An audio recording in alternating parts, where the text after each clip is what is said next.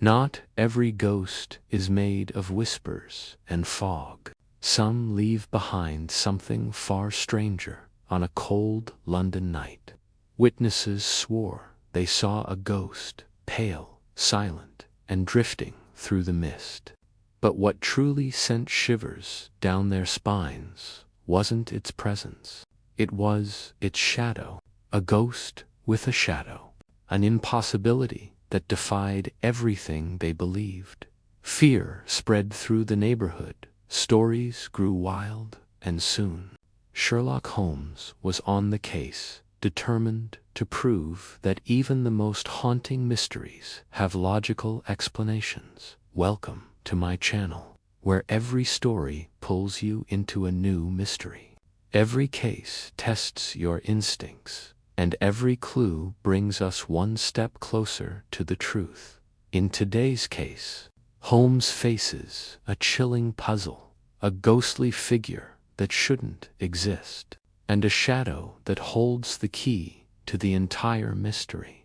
Stay with me till the end, because the truth behind this ghost isn't just unexpected, it's brilliant.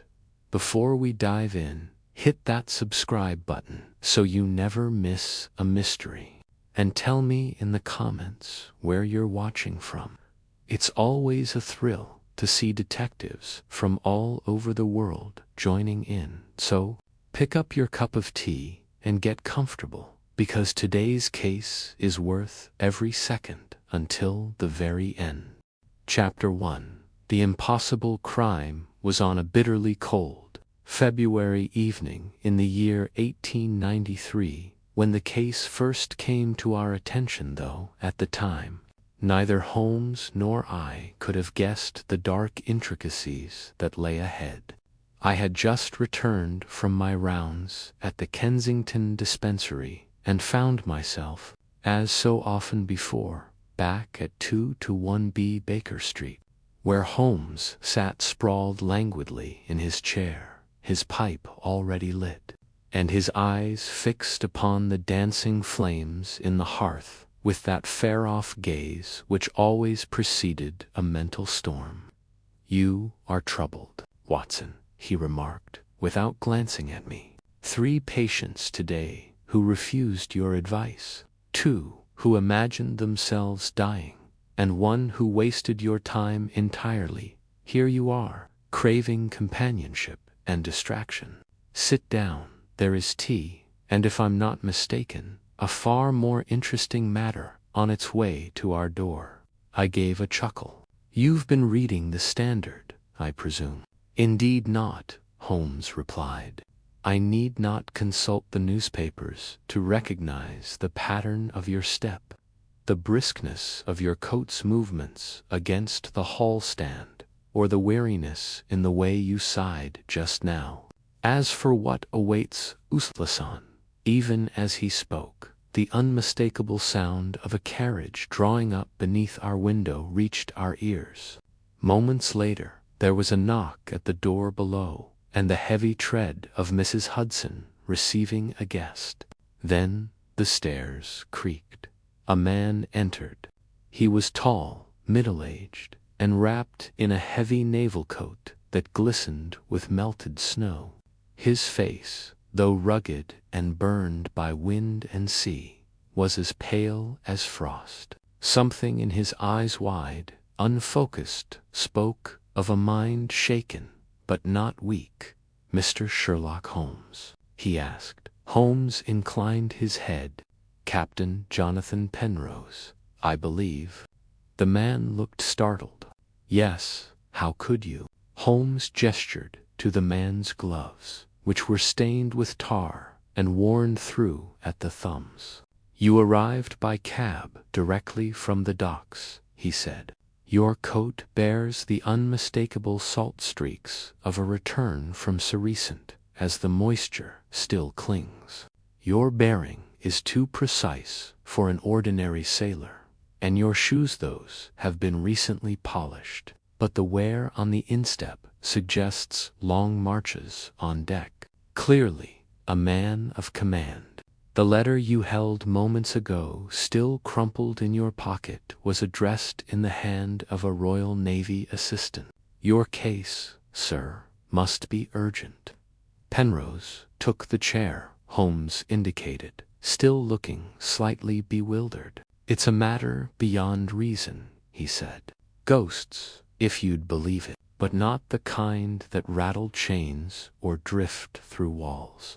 This ghost leaves footprints in the snow.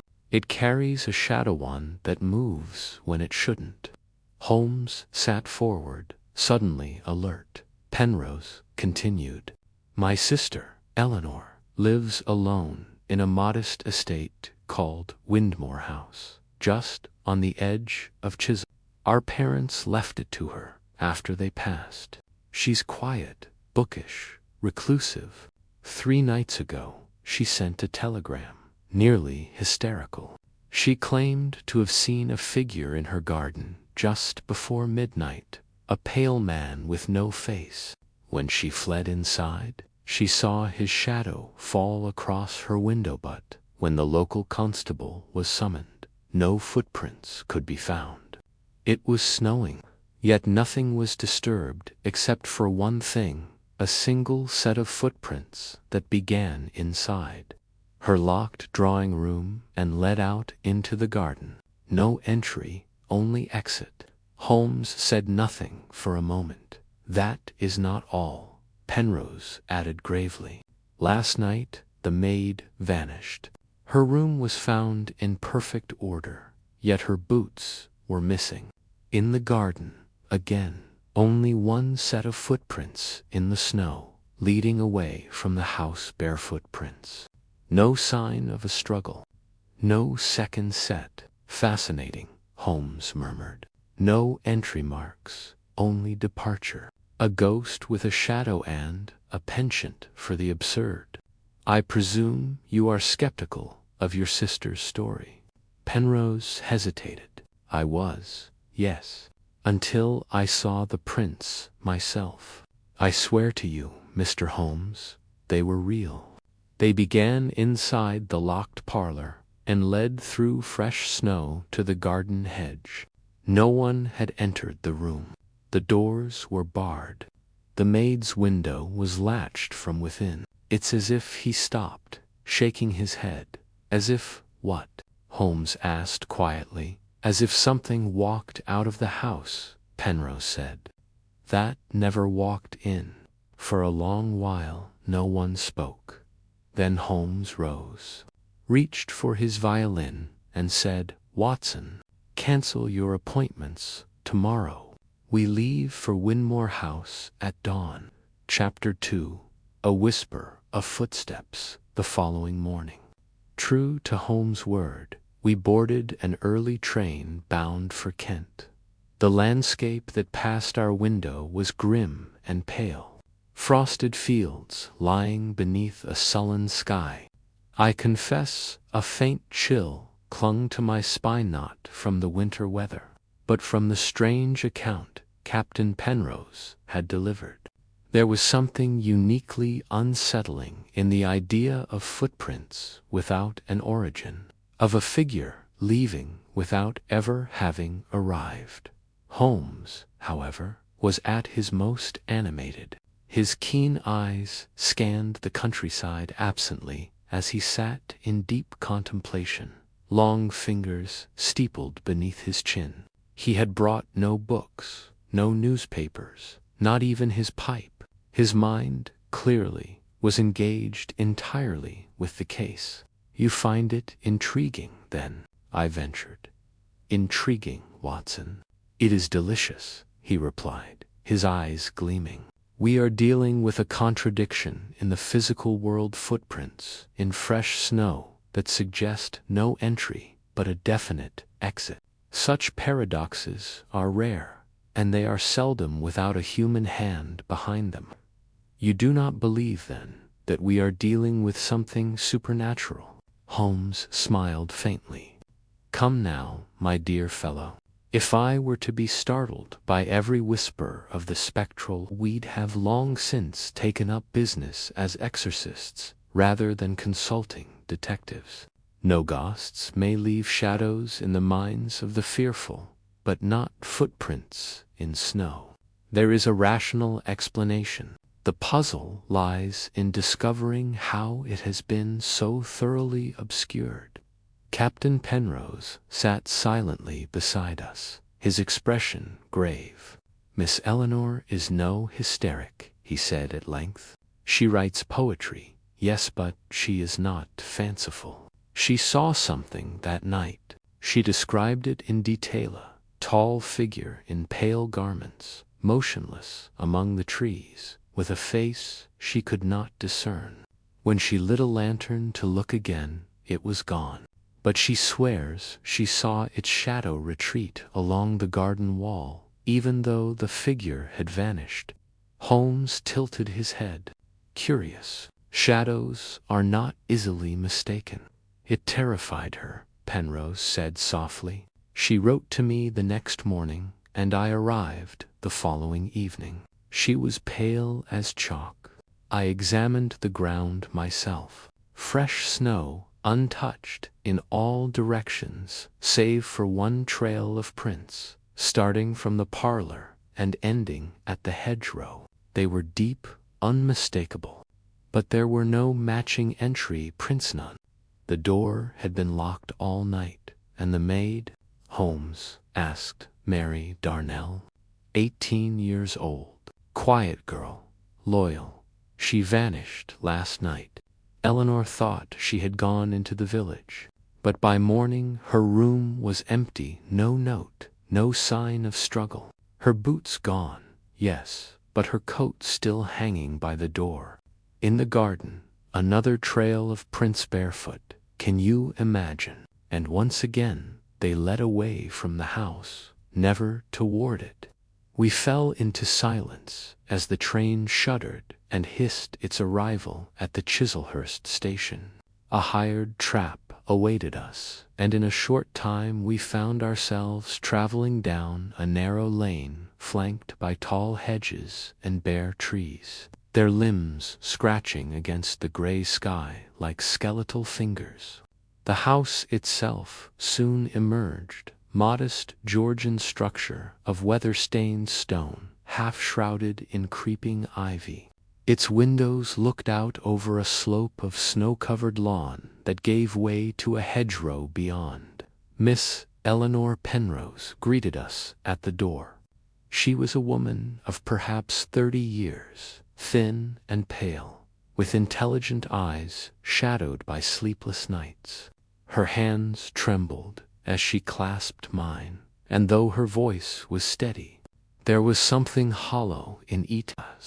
Though she spoke from a place far removed from the present moment. "I cannot express how grateful I am, Mr. Holmes," she said. "I feel as though I am losing my senses." Holmes bowed politely. "That is the first thing we must disprove, Miss Penrose. If madness is not the cause, then some other force must be. Kindly lead us to the drawing-room." We passed through a narrow corridor and into a long chamber at the rear of the house. The drawing-room had high windows that looked out over the garden. It was here, according to Eleanor, that she had first seen the figure. "I was sitting by the hearth," she said, "reading. It was just past 11. I felt something an unease. I turned toward the window and saw him, standing just beyond the glass, motionless, pale, unmoving. I cried out, but when I stood, he was gone. Only his shadow remained." Holmes moved to the window, inspecting the pane. "Cleaned recently," he noted. "Yet not thoroughly. See here, Watson. A faint smudge. A forehead pressed to the glass, perhaps, and hair mark that might be a thumb." He crouched by the floor and ran his hand along the rug. Then he stood and moved briskly through the room. "Miss Penrose, has anything been taken from this room? Anything moved?" "Nothing that I've noticed." Holmes tapped a panel beneath the window frame, then bent to examine the locks on the French doors leading into the garden. He gave a slight hum. "And you are quite certain they were bolted when you retired?" "Absolutely," she replied. Holmes stepped outside. I followed, teeth clenched against the cold. The snow was fresh snow, more than a day old and undisturbed, save for one visible trail of prints that led away from the doors, across the lawn, and ended at the hedge, as described. The footprints were oddly deep. Holmes examined them without touching, crouching low, nose near the ground. "Curious," he muttered. "Curious indeed. Tell me, Watson, have you ever considered how the impression of weight in snow can be deceiving?" Before I could reply, he straightened. "Captain Penrose," he called, "might I request you to prepare rooms for us? We shall remain here for the night. I believe the answer may come only when the house sleeps." Chapter 3. A scene of deception. The snow had begun to fall again by the time night cloaked Windmore House in silence. After a light supper, in the company of the Penroses, during which Miss Eleanor scarcely touched her food, and Captain Penrose remained grimly, claiming he required solitude to arrange a few mental notes, I suspected that, in truth, he was contemplating the footprints in the garden with the intensity of a man staring down a cipher. For my part, I took to my journal for a short while, recording the strange events thus far. Despite my years with Holmes, I found this case disquieting in a peculiar way. There was no corpse, no gunshot, no splash of blood, only absences, shadows, and snow. And yet, in its very lack of substance, it seemed more sinister than any murder scene. At 10:30, Holmes rapped on my door. "Watson," he said, already in his overcoat, "bring your revolver and follow me." Quietly, now. I joined him in the hall, and we slipped downstairs like ghosts ourselves. The house was utterly still, save for the low groan of the wind and the creak of ancient beams above.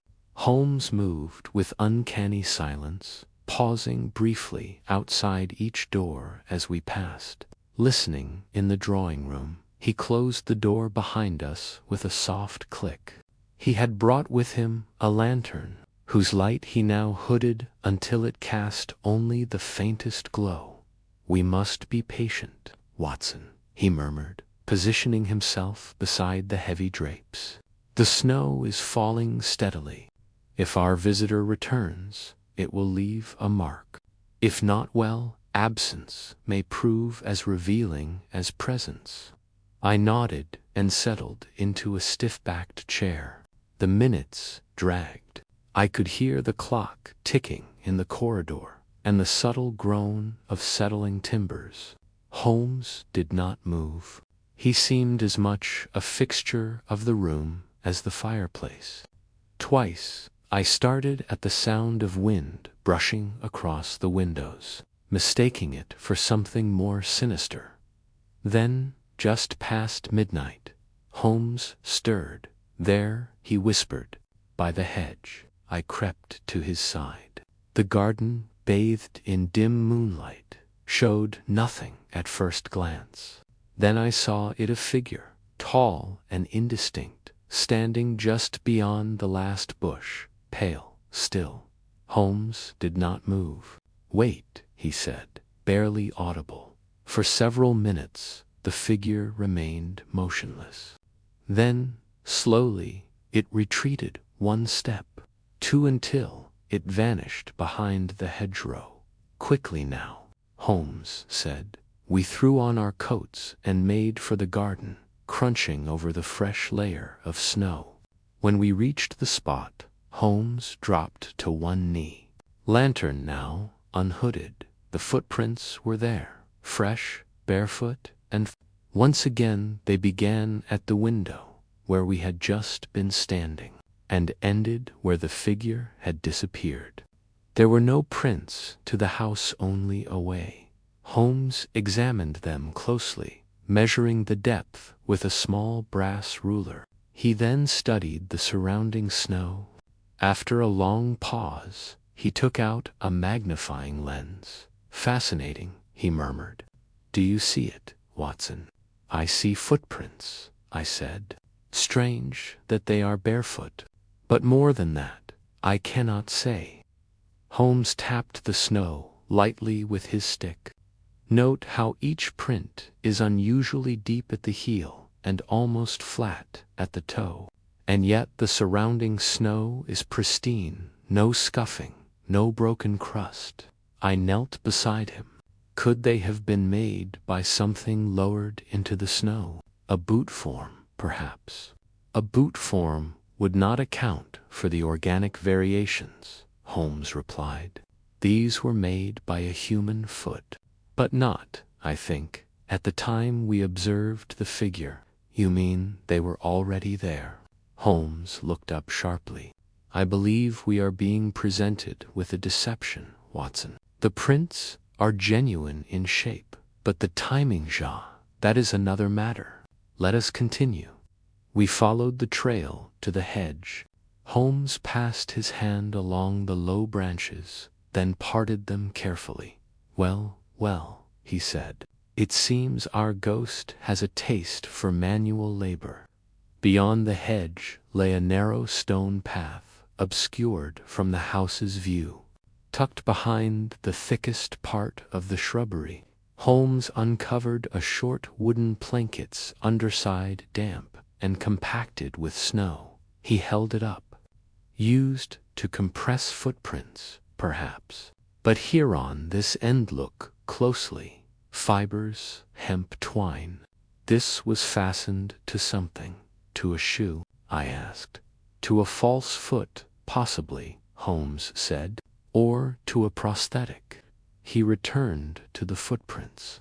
One by one, he examined them again, then turned his attention to the space between the prints. "Watson, hold the lantern steady. Yes, look, here. A drag mark, faint but continuous. Something was pulled behind the maker of these prints.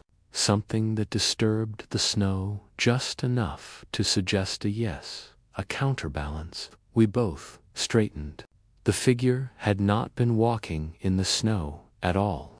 It had created the illusion of walking, an elaborate trick, executed with precision.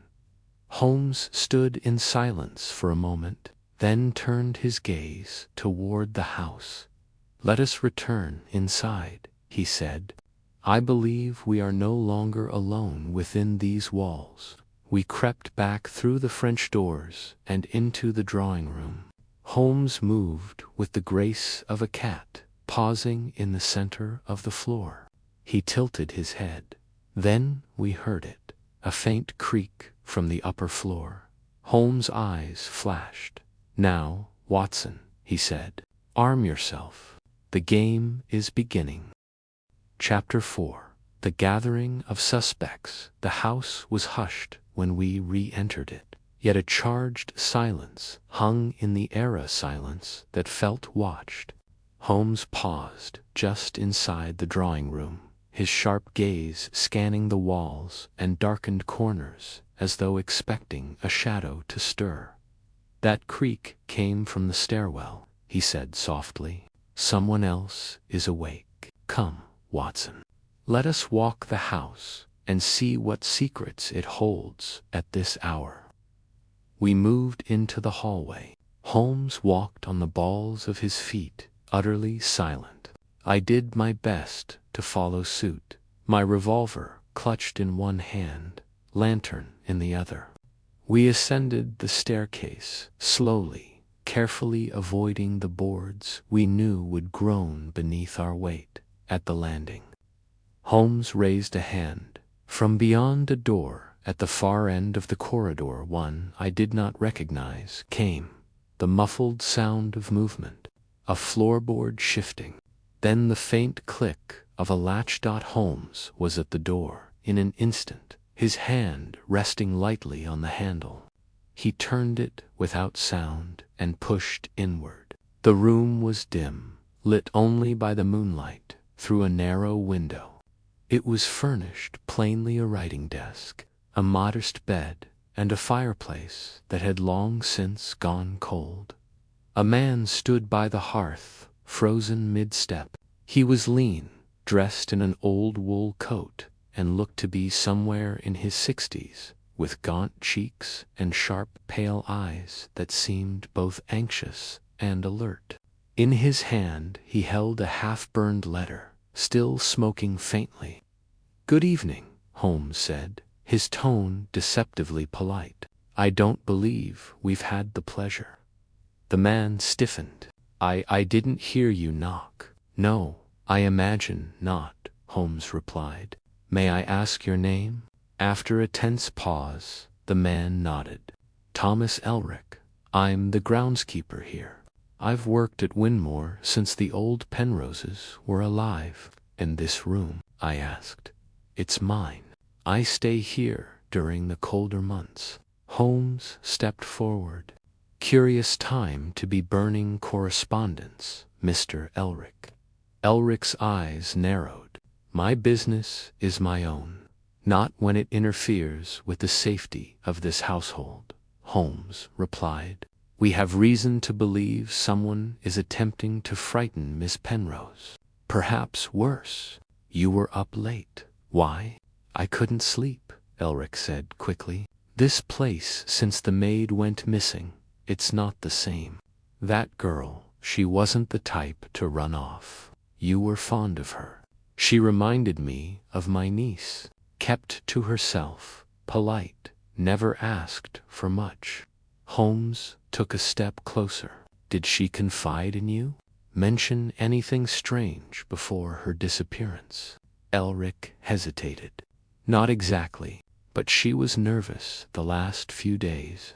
Kept checking the garden windows, jumping at sounds." Holmes' eyes glittered. "Did you see the figure?" Elric shook his head. "Only the prints, yesterday morning, just like the others described. From the parlor to the hedge.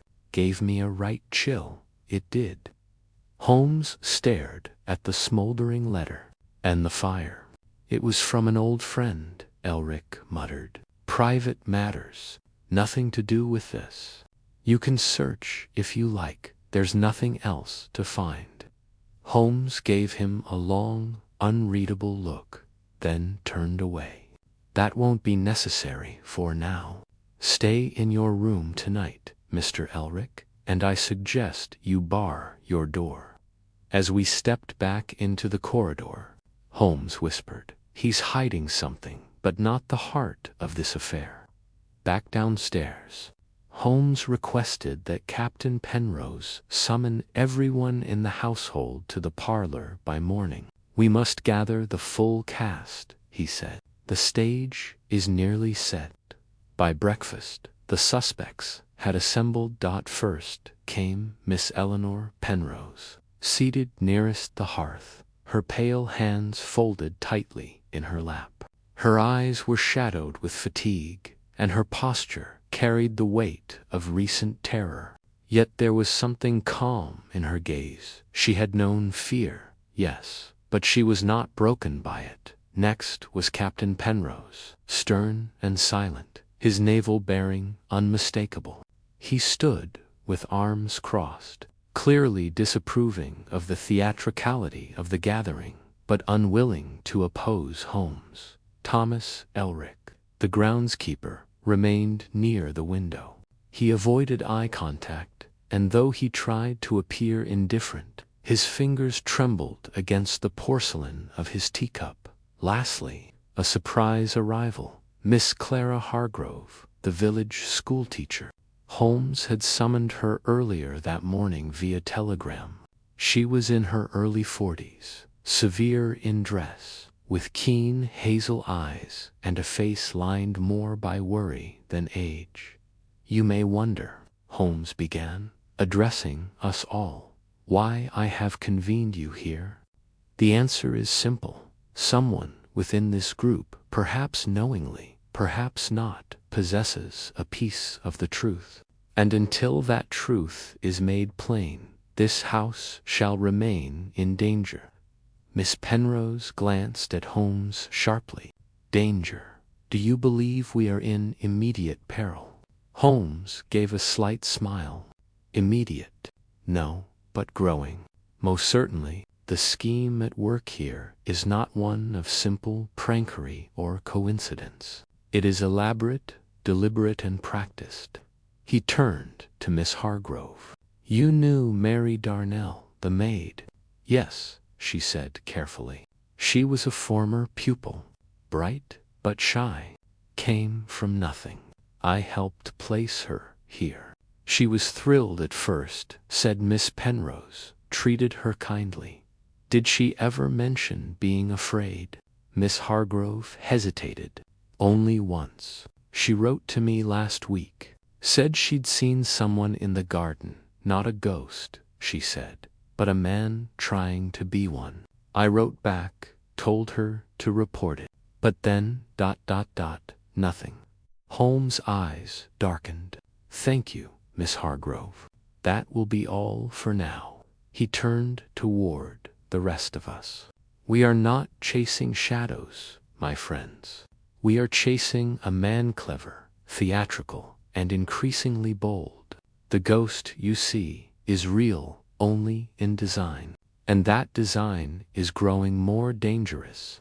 He walked to the window and peered out into the gently falling snow. "And tonight," he murmured, "I suspect the ghost will walk again."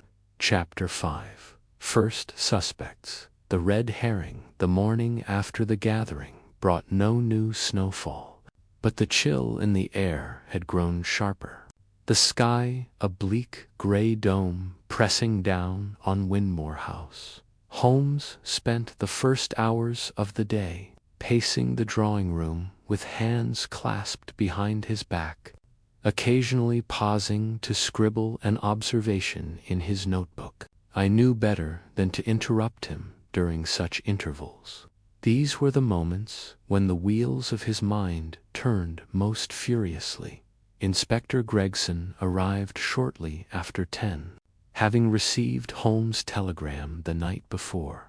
The inspector was a sharp-featured man with thinning hair and a certain impatient energy, well-meaning but often too eager to accept the surface of things. "So you've found yourself a proper ghost, Holmes," he said with a grin that did not quite reach his eyes. "Scaring maids into the night, now." Holmes didn't smile.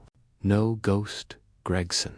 A man in disguise, cleverly concealed among the living.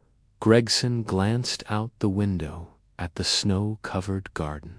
Disguised well enough to vanish in plain view.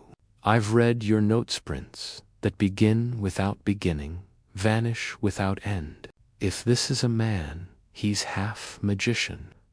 Holmes gestured for him to sit. "Let us test your practical instincts, then.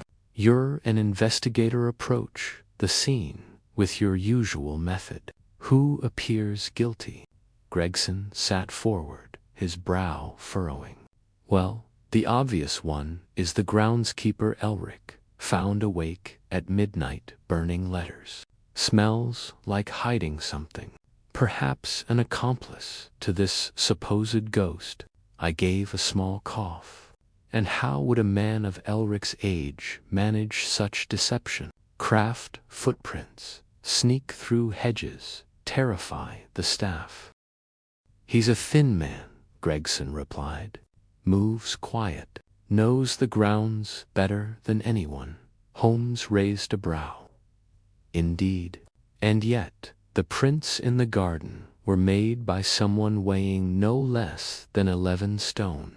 Judging by the compression in the snow, Mr. Elric, even in his youth, could not have left those marks." Gregson grumbled. "Then what about the brother, Captain Penrose? Strong fellow, travels often. Might have orchestrated something elaborate while away." to frighten Eleanor into leaving the house. I've seen inheritance disputes go stranger ways. Holmes's eyes glinted. Ah, the classic motive, property and blood. An old favorite of yours, Gregson. Gregson scowled.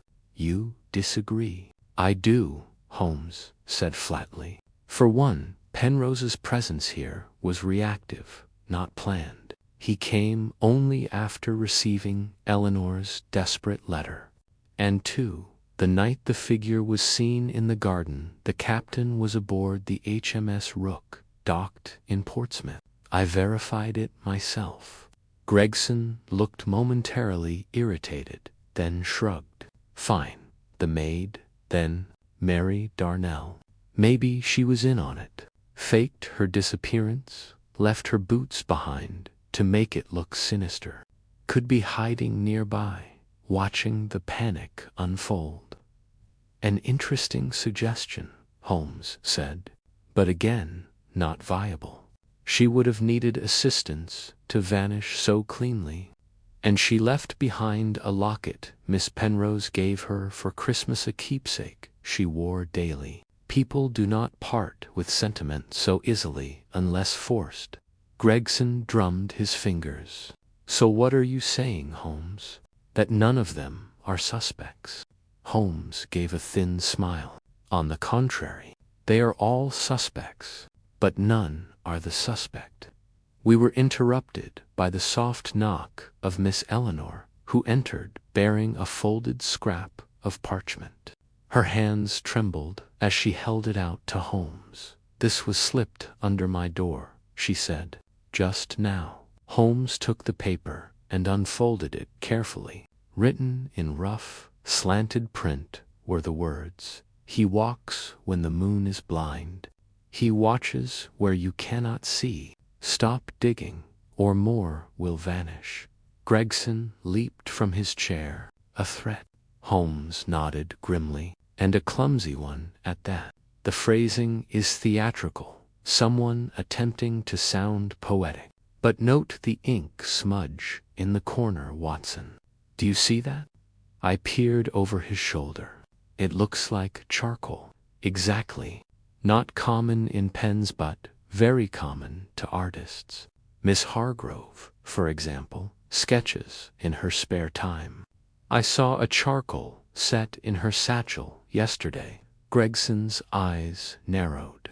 You think the schoolteacher wrote this? I think, Holmes said slowly, that someone wants us to believe she did. But the handwriting does not match the note she gave me earlier regarding Mary Darnell. I compared them before you arrived. Holmes turned to Miss Penrose. Eleanor, who knew your daily routine well enough to know when you would return upstairs this morning. She seemed surprised. Only Elric, I suppose. And perhaps Clarucci's visited often enough. Holmes nodded. Then we must consider that the person who left this note is someone within the house. They knew your schedule. They had access. And they had reason to frighten you further.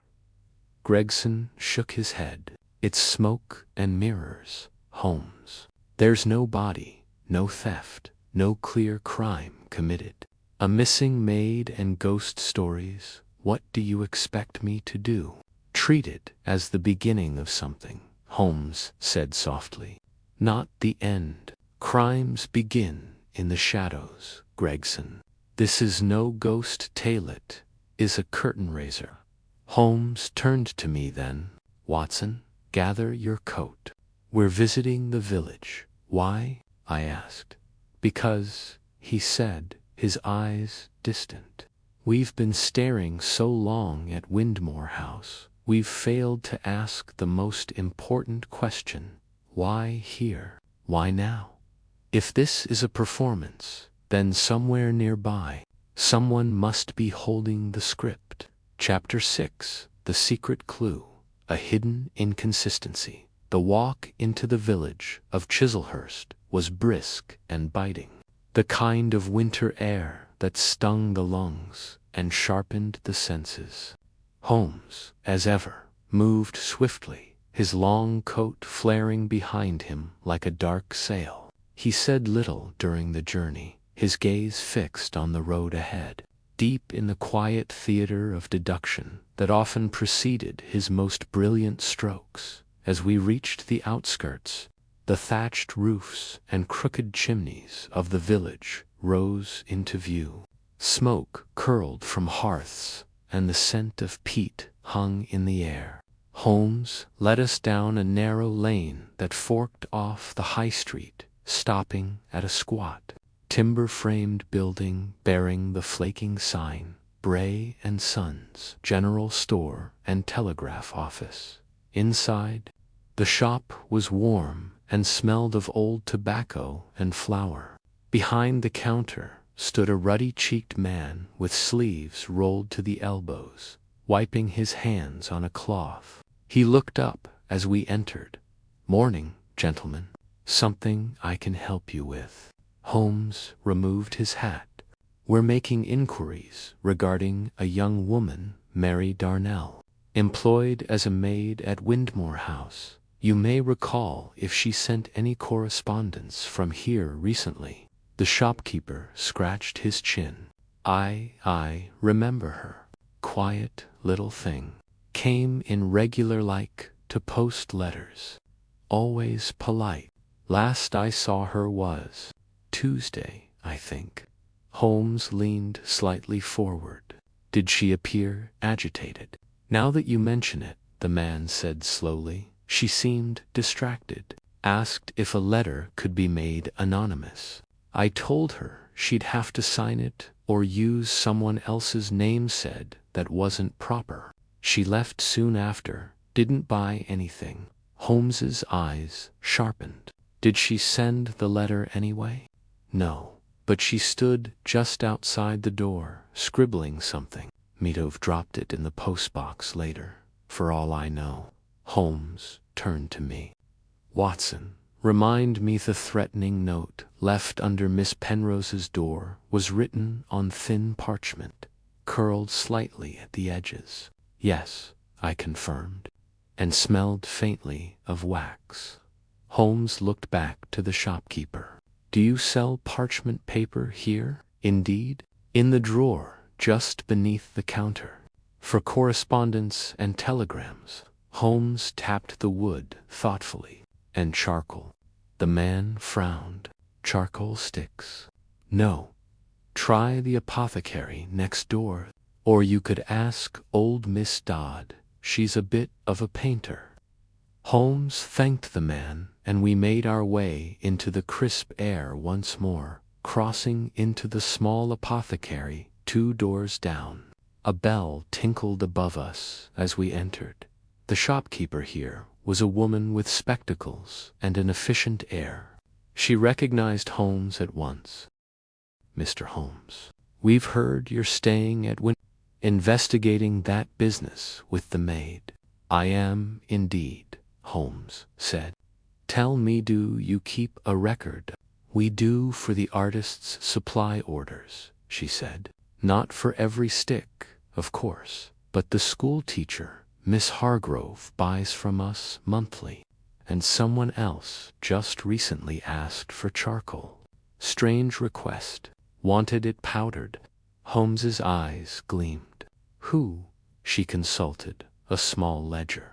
"Said his name was Elric. Tall, thin fellow. Gave a few coins, and didn't say what it was for." Holmes nodded slowly. "Powdered charcoalers full for many things. To disguise ink, simulate old smudging, or mask the scent of wax." "Thank you. That is all I needed." Once outside, I glanced at Holmes. "So Elric may have written the note." "No," Holmes said quietly. "I believe the note was planted to implicate him.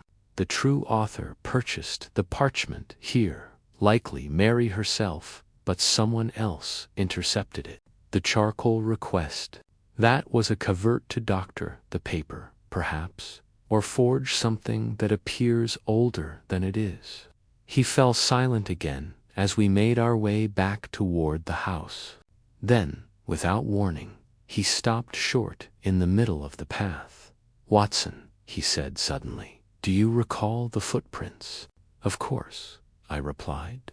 "Deep, barefoot, leading from the house." "Yes, but something has been troubling me." He knelt beside a patch of dirty snow by the hedge. "Consider this. If a person is to place false prints, they must walk without disturbing the surface, or else carefully recreate every contour.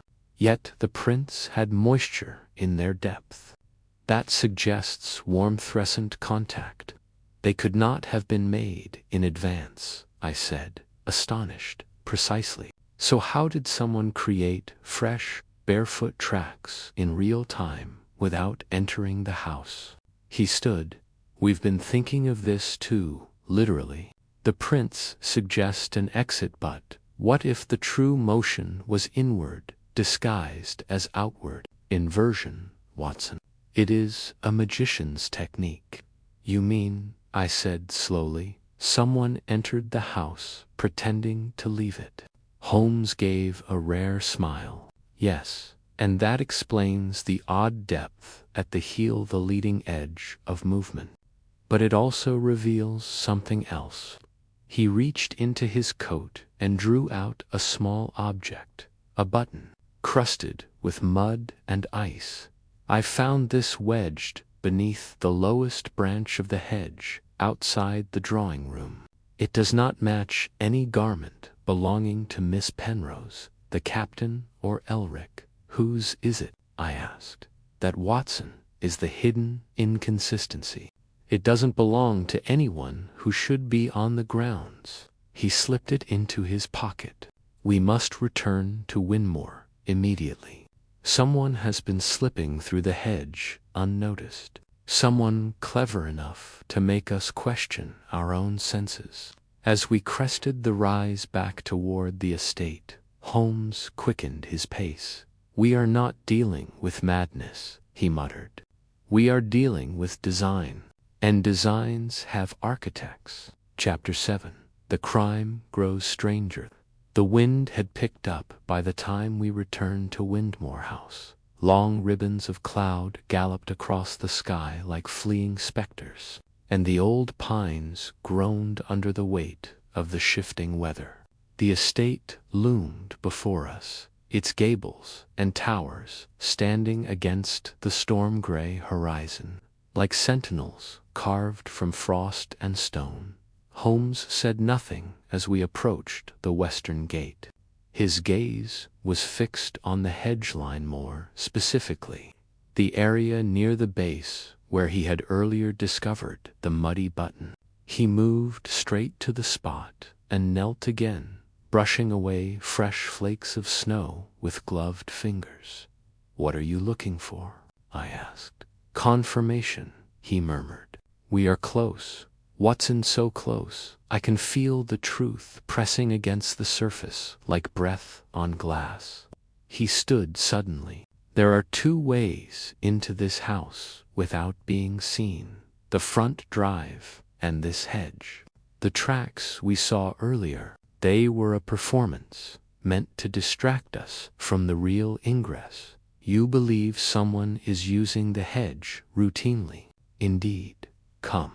He led us around the western edge of the estate and down toward the service wing, a shadowy, seldom used part of the house. As we neared the scullery door, Holmes paused and pointed to a barely visible smudge on the brick.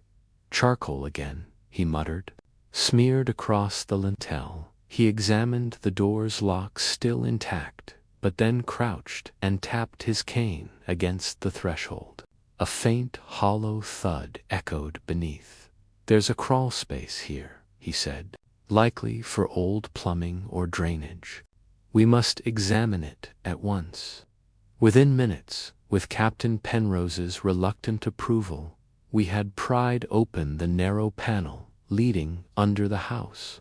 I shivered as we descended, the cold, damp air rising like breath from a crypt. The space beneath was tight, and the torch Holmes carried revealed wooden beams thick with cobwebs and rot.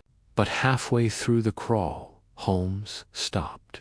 There, he pointed toward a patch of disturbed soil and what looked like flattened fabric. We scrambled closer.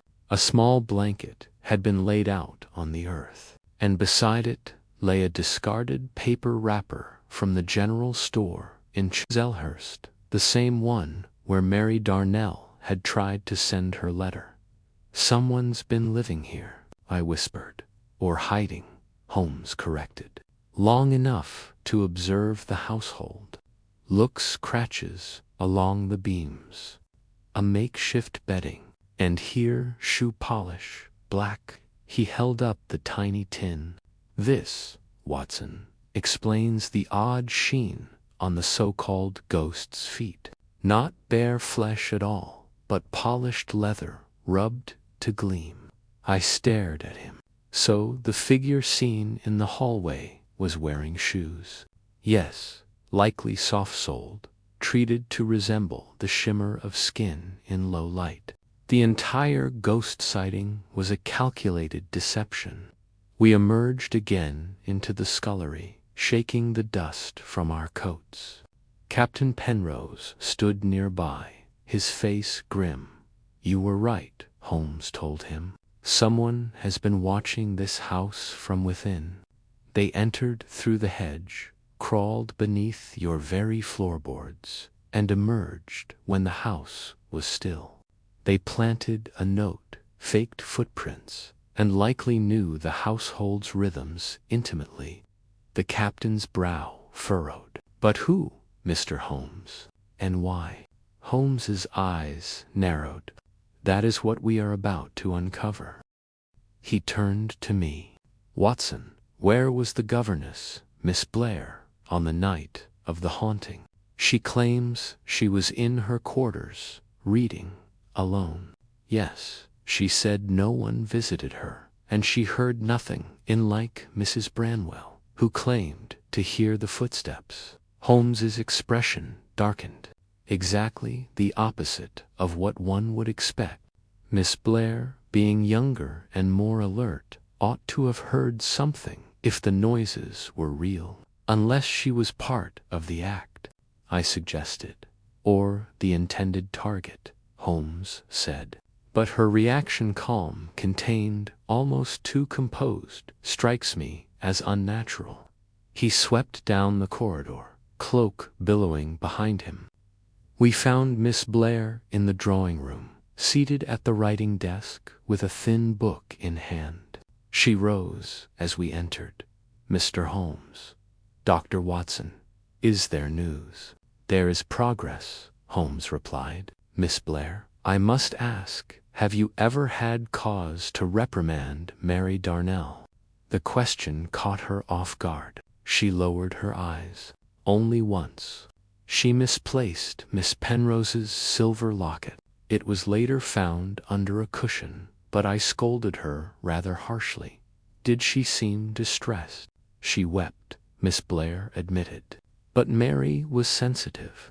"I didn't think much of it." Holmes paced slowly before the hearth. "Would it surprise you to know that Mary attempted to send an anonymous letter shortly before her disappearance?" Miss Blair looked startled. "No, I wasn't aware. To whom?" "That is what we intend to find out. But I suspect the letter concerned either you or Miss Penrose." She blinked rapidly. "Why?" "Because she feared for someone's safety." Miss Blair remained frozen, her hands clasped tightly. Holmes stopped abruptly. "You are a strong woman, Miss Blair, independent, a fine educator, but I believe you know more than you've said." What do you mean?" "I believe you heard the footsteps. I believe you saw the shadow. But instead of raising the alarm, you watched silently. You were not surprised because you had seen it before." Miss Blair's lips parted, but she said nothing. Holmes stepped forward. "Tell me, Miss Blair, who was the man Mary Darnell feared?" A long silence followed. At last, her voice came soft as snowfall. She never said his name, only that he wore black gloves and came through the walls when no one was looking. I shivered. Holmes turned away, eyes glittering with revelation. The crime is no longer an illusion, Watson. It is a message, and someone has gone to great lengths to ensure it is misunderstood. Chapter 8. Lamps had been lit, and the shadows cast long across the corridors of Windmore House by the time we convened once more in the drawing-room. A fire cracked in the hearth, throwing flickers of gold and ember red. Holmes sat forward in a high-backed chair, his long fingers steepled before his chin. Miss Blair had retired to her chambers under the pretense of rest. But I sensed Holmes had not released her from suspicion. Captain Penrose stood by the mantel, gazing into the flames, his brows drawn tight. "I cannot believe it," he murmured. "You think someone has been using our very walls to haunt the house?" "Yes," Holmes replied, quiet but firm. "And more than that, I believe someone wishes to punish this household, not merely frighten it," I repeated.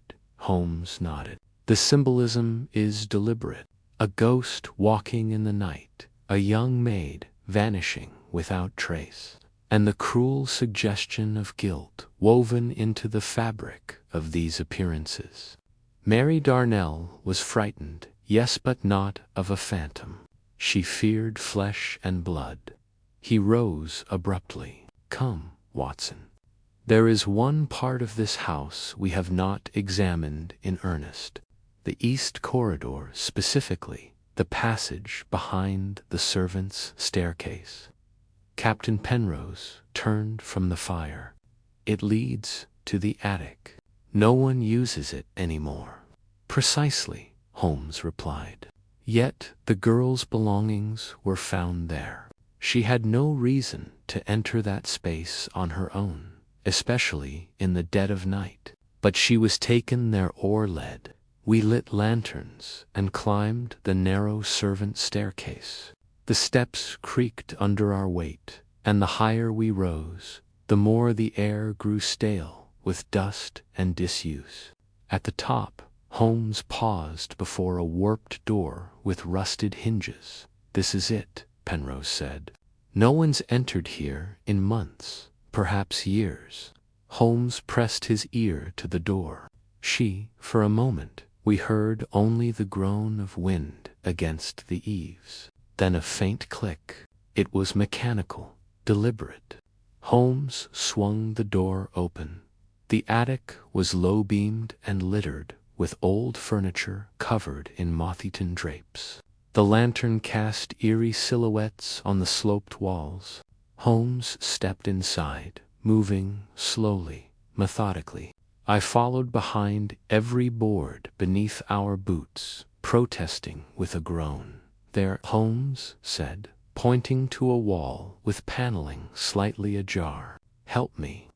We pulled the panel aside, revealing a narrow space within the wall, just wide enough for a person to squeeze through. Holmes knelt and examined the floor. A thin layer of soot was scattered along the inner edge, with prints small, hurried, and barefoot visible within. "Someone has used this within the last 24 hours, he said. "But who could crawl through such a confined space?" I asked. "Someone small, someone used to fear. Possibly Mary herself, fleeing or hiding." He turned to the captain. "Has anyone in your household ever mentioned noises behind the walls?" Penrose hesitated. "Yes, my daughter. On several occasions. She once claimed she heard whispering through the fireplace in her room. I dismissed it as childish fancy." Holmes's expression darkened. It was not fancy. That shaft. He walked swiftly to the far side of the attic and examined a thin flue built into the wall. formerly used to vent heat to the lower floors. This shaft connects to the girl's chamber. The whispers she heard may have been real, someone crawling through the house, speaking just beneath the threshold of hearing. Good God, I murmured. The ghost in the walls, precisely. And someone used that illusion to torment the child, perhaps even to silence her. Holmes leaned over the edge of the shaft and called down, Miss Penrose. There was no answer, only the soft rattle of wind. She may already be asleep, I suggested. Holmes straightened. Then we shan't disturb her. But I will speak to her first thing in the morning. He paused, then added, there is one more thing. Watson, do you recall the note left in the corridor? The one Mary supposedly found before she vanished. Yes, it was folded twice, with no handwriting, but with a single pressed thumbprint in soot. An odd detail, unless you're trying to send a silent warning. You think it was meant for someone? Yes, for Mary herself. A signal. A message that her watcher had returned or that her secret had been discovered. Penrose paled. Then whoever left that note knew of the crawlspace, indeed, and likely used it to leave the message without being seen. A silence fell between us as the implications took shape. The house, we now knew, was not haunted by some restless specter, but by someone very much alive. Someone who knew its hidden passages and rhythms, and who used fear as a weapon. Suddenly, Holmes crouched beside a battered chest in the corner. Watson, help me with this. We heaved the lid open. Inside lay discarded clothing, old livery jackets, a gardener's smock, and beneath them something odd, a set of black gloves, worn thin at the fingertips. Holmes lifted them delicately. These are too small for a man, he observed, and stained with soot. Our shadow ghost again. He turned them over, revealing the inside cuffs where initials had once been stitched, now nearly faded. M.D. Holmes read aloud. Mary Darnell. Captain Penrose staggered. But those are how did she? Holmes's voice was quiet, but deadly calm. Either she wore these willingly or someone else did, to make it appear so. Either way, the gloves are a message. The ghost may have belonged to Mary, or someone wants us to believe it. He looked to me, then to the captain. The time for subtlety is over. Tomorrow, we gather everyone, Miss Blair, Mrs. Bronwell, your daughter, and the entire staff. The truth is beginning to rise from the walls, and we must bring it fully into the light. Chapter 9. The Gathering in the Drawing Room. The morning brought with it a sharp chill and a sky the color of tarnished pewter. Fog clung low to the gardens outside Winmore House, wrapping the trees in a ghostly veil. Within, the household stirred uneasily.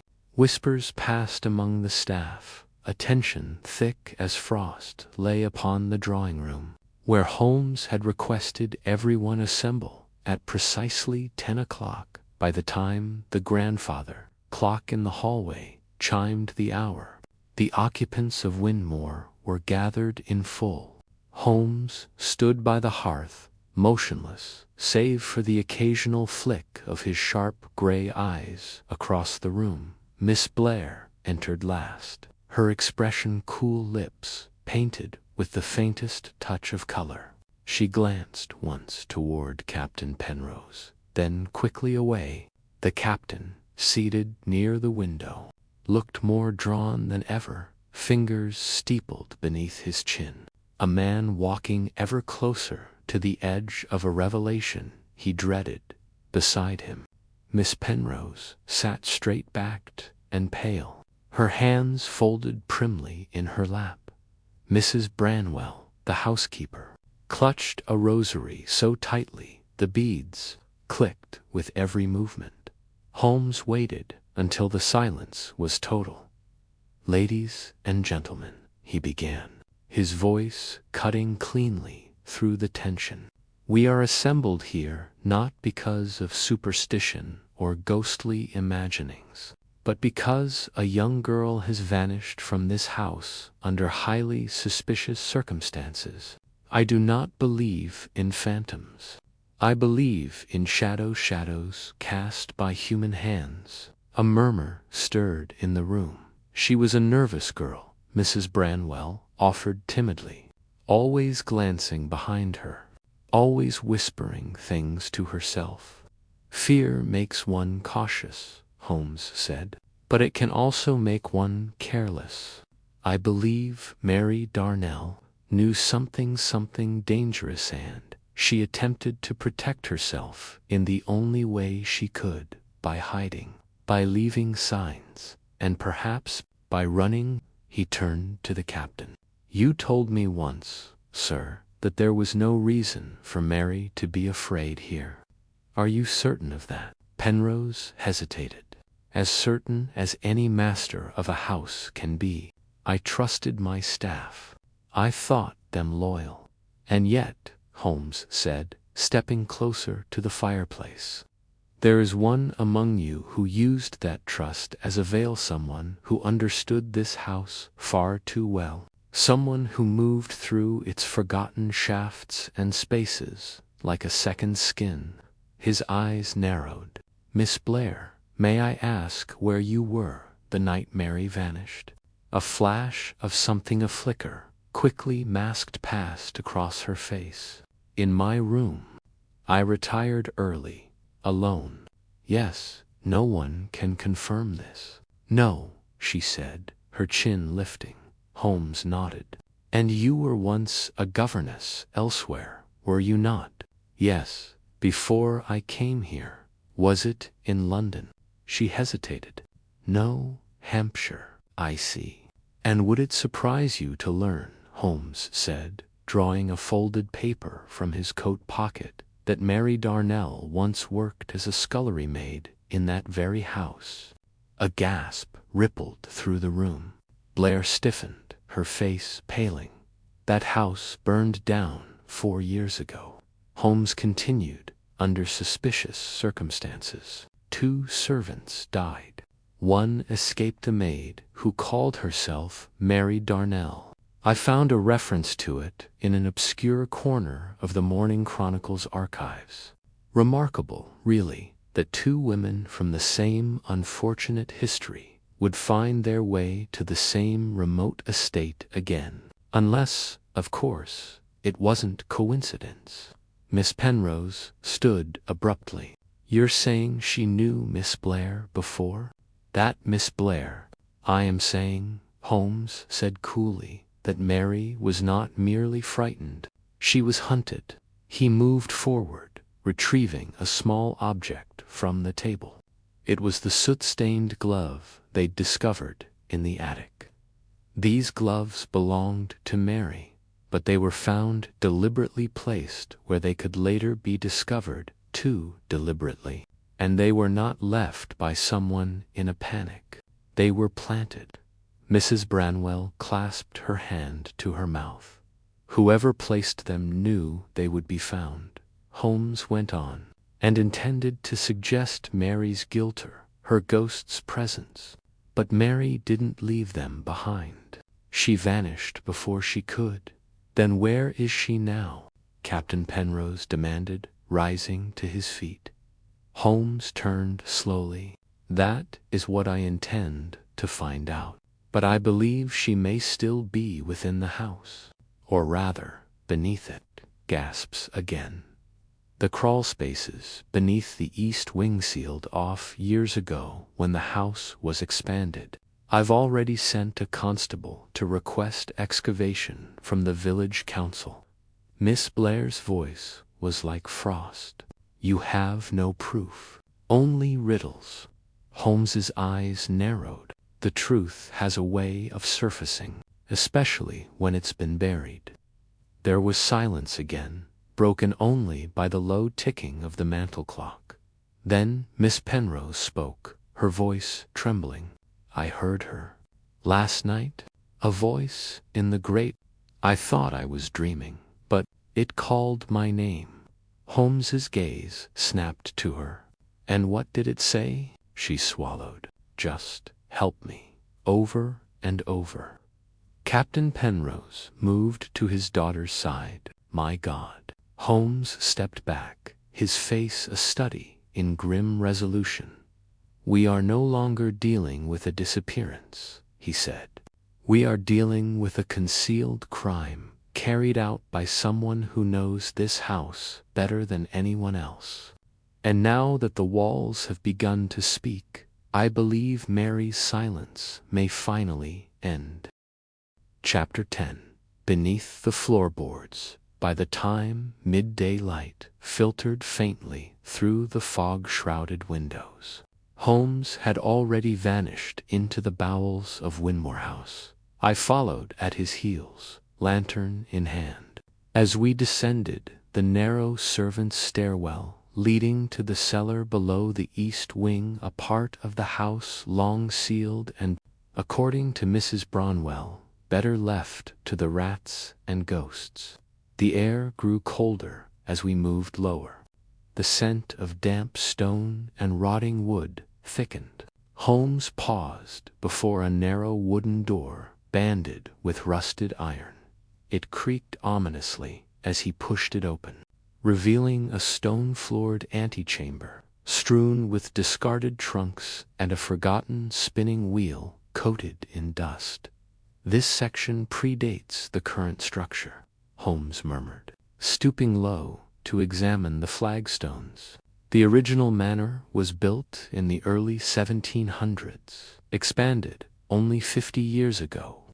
What we're walking into may not appear on any modern plans.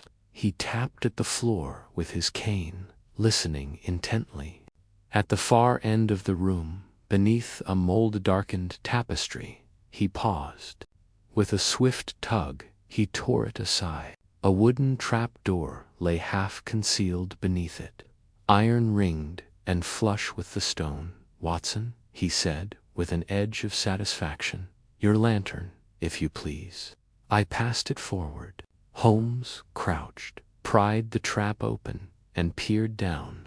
A square shaft, barely wide enough for a man, dropped into darkness. A narrow iron ladder clung to the stone wall inside. Shall we descend? He asked.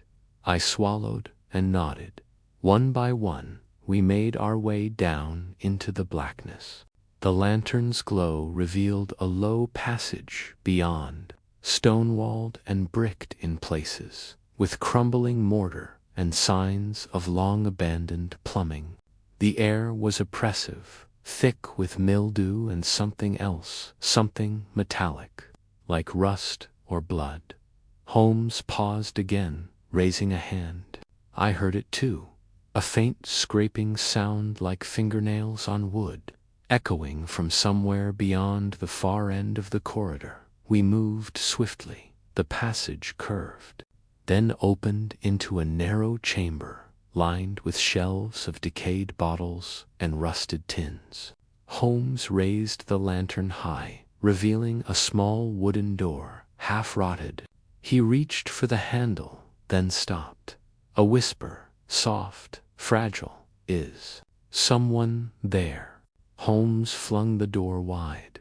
Inside, the room was barely 6 feet by 6, its walls crumbling. A heap of blankets lay in one corner, soiled and torn, and beside them, hunched like a ghost herself, was Mary Darnell. Her face was gaunt, hollowed by days of fear and hunger. Her hands trembled as she raised them to shield her eyes from the light. Please, she whispered, don't let her find me again. Mary, Holmes said softly, stepping forward. You're safe now. It's over. She began to sob, ragged, shaking sobs that echoed in the stone. I moved to her side, lowering my coat around her shoulders. She clung to it like a lifeline. She locked me in, she said, voice cracking. Said I was a liar, that no one would believe me. She told me to vanish, or she would make me vanish. Who, Mary? I asked gently. Who did this to you? She looked up at us, eyes wide and frightened. Miss Blair. Holmes nodded grimly. Tell us everything. It came out in fragments, halting, terrified memories. Mary had recognized Miss Blair upon her arrival at Windmore, though she had gone by a different name in the past. Miss Adeline Meyer, years ago, in a country house in Hampshire. Adeline had overseen a household where cruel discipline was masked as formality. 2 girls had died under her charge, one from a fall down the stairs, the other under more mysterious circumstances. The house burned days later, and Adeline vanished. Mary, then a maid, fled, her silence bought by fear. I never told anyone, she whispered. Not until I saw her here again, wearing a different name, a new life. But her eyes were the same, cold, watching. I tried to leave, but she followed me. One night, she cornered me in the corridor, said I knew too much. Holmes stood slowly, his expression granite. She couldn't kill you in the open, he said, but she could silence you in the dark. Mary nodded. She brought me here, pushed me down the shaft. Said no one would miss me, no one would look. But someone did, Holmes said. Your voice was heard, and the lies she built are beginning to collapse. We led Mary carefully back through the passageways, Holmes supporting her frail frame with unexpected gentleness. As we climbed back into the daylight, I could see the shock register on Mrs. Branwell's face when she beheld Mary alive. She let out a choked sob and ran to her, wrapping the girl in trembling arms. By the time we re-entered the drawing room, Inspector Langley had arrived from the village, summoned earlier that morning. Holmes wasted no time. Arrest Miss Blair, he said, voice like steel, on charges of attempted murder, false imprisonment, and criminal concealment. Langley blinked. Attempted. Holmes pointed toward Mary. The victim herself stands before you. And then cool, composed Miss Blair stepped forward from the parlor doorway, her gloved hands folded before her, and smiled faintly. Well, she said, you've gone and spoiled everything, haven't you? Chapter 11. The Unmasking of Miss Blair. The drawing room, once a haven of chattering teacups and polite deceit, now stood frozen in brittle silence. Miss Blair, no, Adeline Meyer, stood at its center, hands still calmly folded before her. Her smile was as faint and hollow as the ghost stories that had so conveniently haunted Windmore House. Inspector Langley hesitated, clearly taken aback. Miss Blair, you are hereby Adeline Meyer, Holmes corrected quietly, former governess of the Willoughby estate in Hampshire. To deaths. One suspicious fire disappeared from the county registry shortly thereafter, and now she reappears, years later, under a false name. Miss Blair's eyes flicked from Holmes to Mary Darnell, who stood beside the hearth with Mrs. Branwell's arms around her. She seemed surprisingly calm in the face of exposure. So she remembers, she said with a sigh. Little Mary, with the frightened eyes. I always wondered whether she had the courage to speak. She had the courage to survive, Holmes replied, which is more than I can say for the children who once lived under your roof. Langley stepped forward with a pair of handcuffs, the glint of steel catching in the dim afternoon light. But Blair's Sateline's expression didn't waver. "You'll find nothing to hold me on," she said. "Nothing that will stick. I know the law better than you think, Mr. Holmes." "That may be," Holmes said smoothly, "but the law also knows how to dig, and dig it shall." Watson and I exchanged glances as Langley ordered one of his constables to escort her to the carriage. Miss Blair's head remained high, her bearing regal even as the chains clicked around her wrists. "I never harmed that girl," she called back as she was led away. "I gave her shelter. The rest, these are stories, fantasies of a frightened servant who sees shadows where there are none." "She didn't push me down there," Mary whispered suddenly. "She lured me, told me she had a secret to share, something about the past.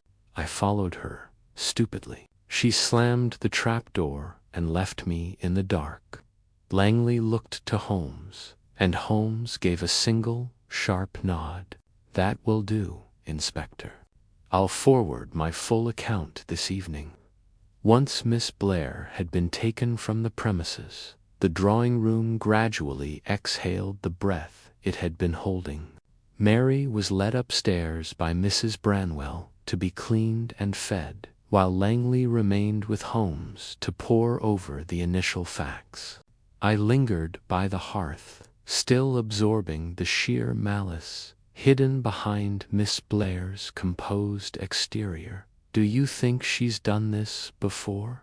I asked quietly.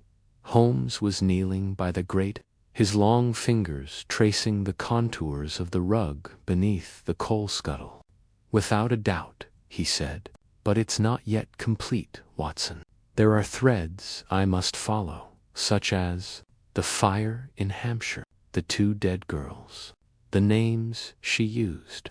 I suspect a pattern of reinvention, each identity built atop the ashes of the last.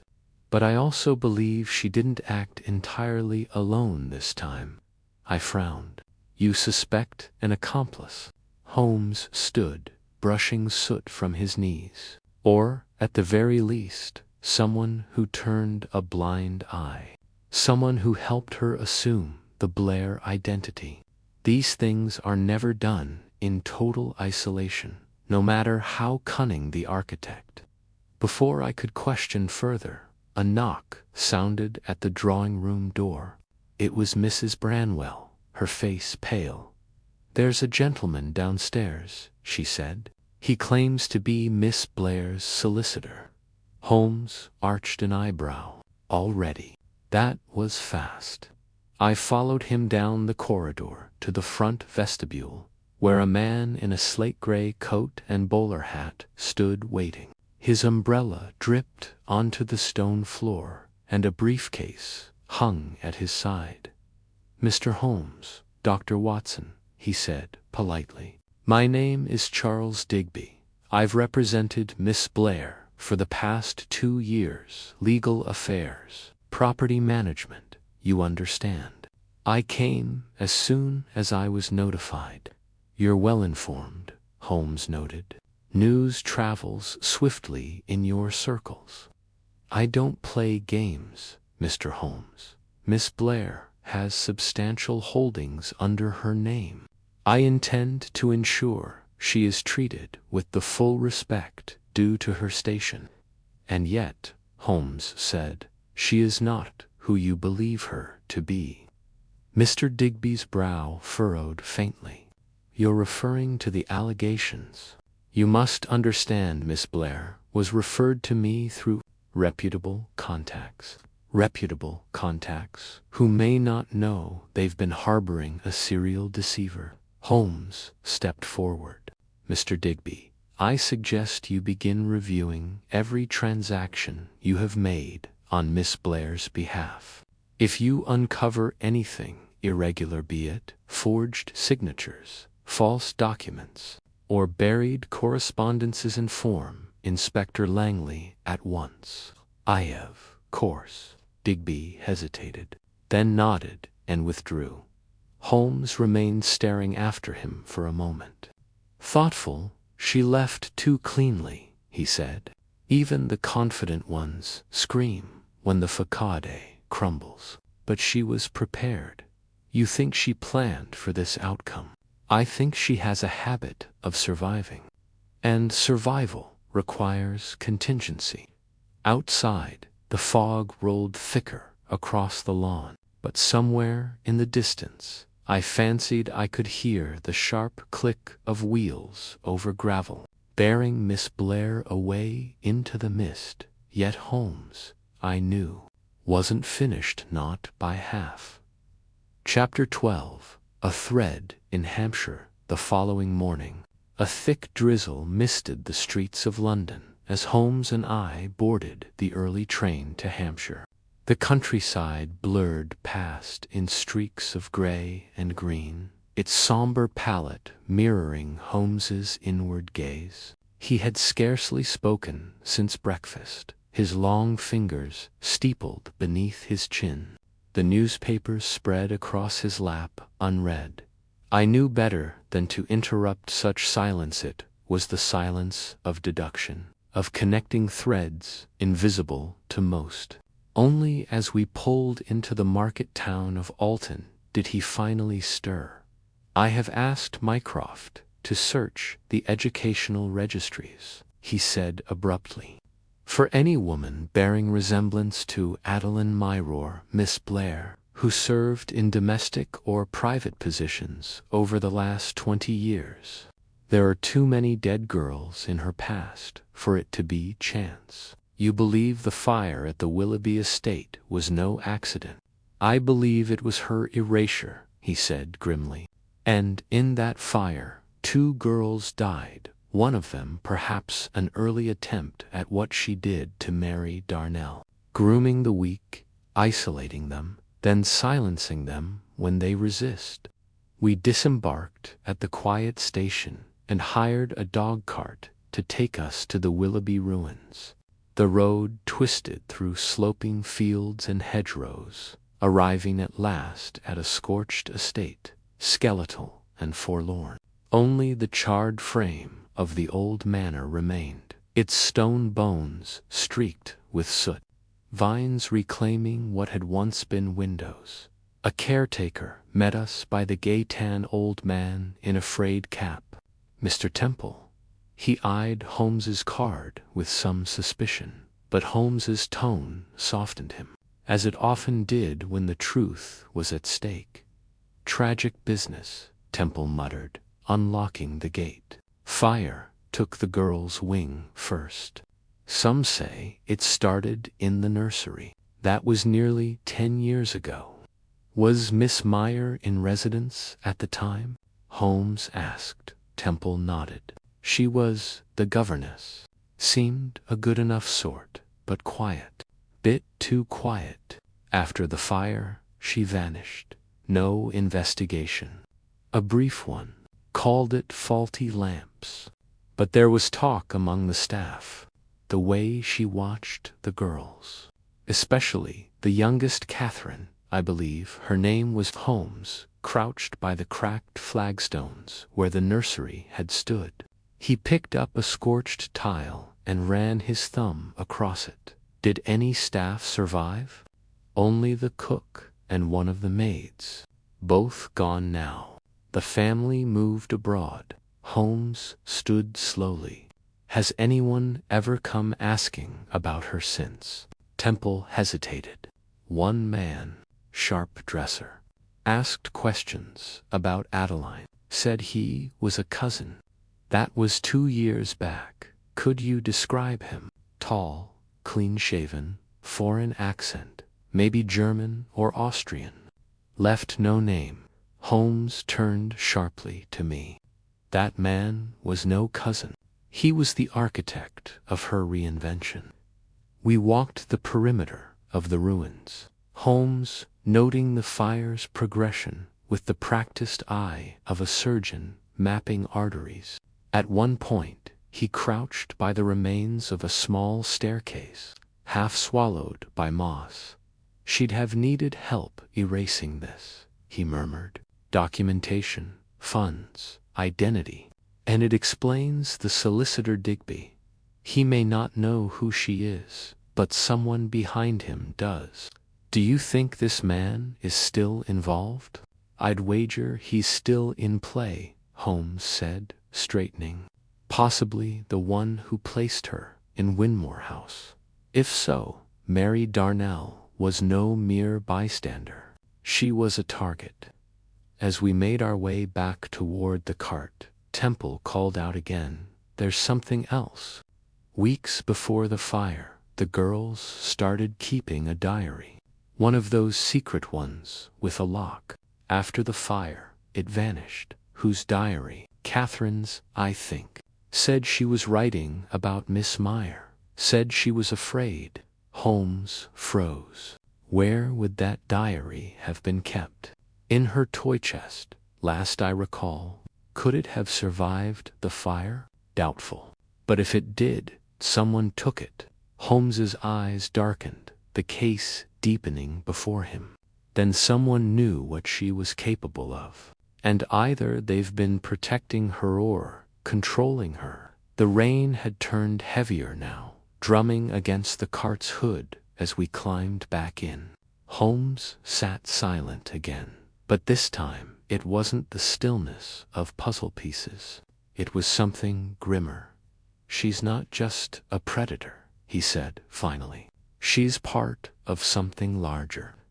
I shivered despite the warm fogged glass, and in that moment I understood we were no longer chasing a governess with a dark past. We were hunting something far more deliberate. Chapter 13. Threads of the Puppet Master returned to Baker Street that evening beneath a leaden sky. The city bathed in a dull, metallic haze that matched Holmes's brooding temperament. He had not spoken since we left Hampshire, not even during the return journey where I attempted twice to draw him into speculation. But his eyes remained fixed out the train window, watching the landscape like a man peering through time, not terrain. It was just past 7 when Mrs. Hudson ushered us in, her expression taut with concern. "You've a visitor, Mr. Holmes," she said quietly. "He's been waiting near on an hour." Holmes frowned. A name. He wouldn't give one, but he left this. She handed over a small white envelope, folded with peculiar precision. Holmes opened it with his thumb. Inside was a single sheet, unsigned, bearing only 6 words in an elegant, looping hand. "She is not what she seems." Holmes's jaw tensed. "Where is he now?" "In the sitting room." Said it was urgent. Holmes moved like quicksilver, pushing open the door to our sitting room. Man froze. A tall man stood with his back to us, gloved hands clasped behind him, his black coat impeccable. As he turned, I saw a face both sharp and cold, high cheekbones, pale eyes, and an air of control so complete it seemed almost inhuman. "Mr. Holmes," the man said smoothly. "Or shall I say, at last?" Holmes regarded him without offering a seat.